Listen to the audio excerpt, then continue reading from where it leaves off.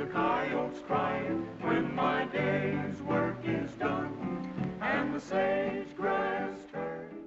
Call of the Prairie was a 1936 Hopalong Cassidy movie, and this is the first time I've ever seen actor William Boyd play the Hopalong Cassidy character. I've heard the name, but never actually seen one of his films, and this was a lot of fun. He's got kind of this easygoing demeanor. He has no issue with breaking out into song from time to time, and to me he vaguely resembles Draco Malfoy's dad, but that's another issue completely. So this is the first cowboy movie I have seen him in, and I thought he really did a great job here.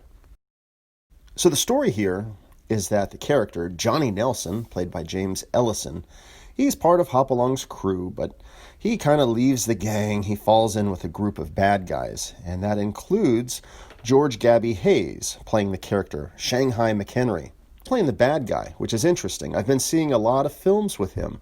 He's been in like hundreds of westerns, but he usually plays, kind of the silly old grizzly prospector type character, the biscuits and gravy, that type of guy. Well, he's actually more of a grizzly character, but he is the bad guy. He's part of this gang that Johnny Nelson falls in with. And what they do is they get Johnny drunk, and then they get all this info from him about how to break into a safe belonging to character Buck Peters, one of Hopalong's friends. And they also pin a robbery on him and a shooting as well. So Shanghai is sent out to go and kill this guy, but he escapes and winds up in hiding where he is cared for by Shanghai's daughter, Linda. And of course, there's a hint of romance there. I will admit the story was a little confusing, but it all does come together.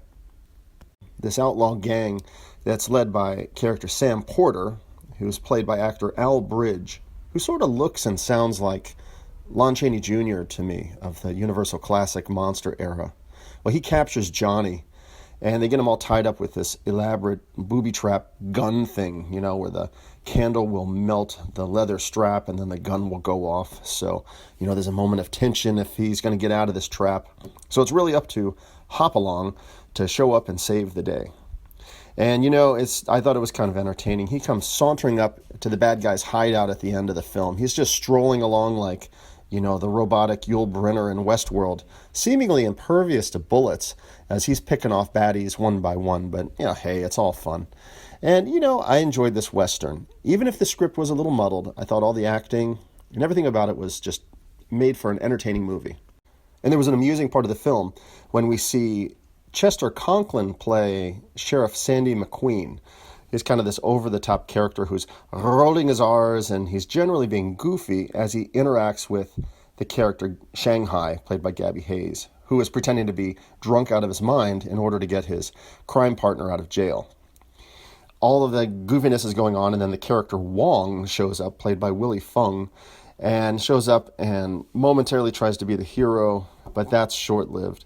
There's a lot of weird and silly little moments in the film, particularly when everybody's trying to figure out how to do the Chinese finger puzzle thing. And, it's silly, all-ages entertainment. I enjoyed this a lot, and I'd like to check out more of these Hopalong Cassidy movies. So we shall see what the future holds.